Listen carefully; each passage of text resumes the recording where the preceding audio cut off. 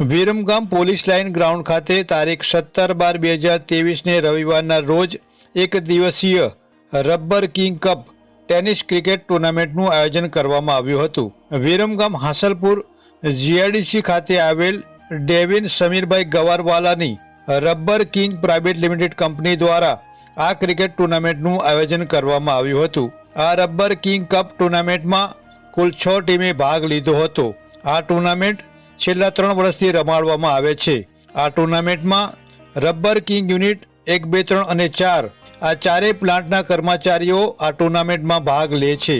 આ 2023 rubber king cup tennis cricket ટુર્નામેન્ટમાં ડુનામિસ team final વિજેતા બની હતી। Munna Vahra, India crime coverage news, Viramgam.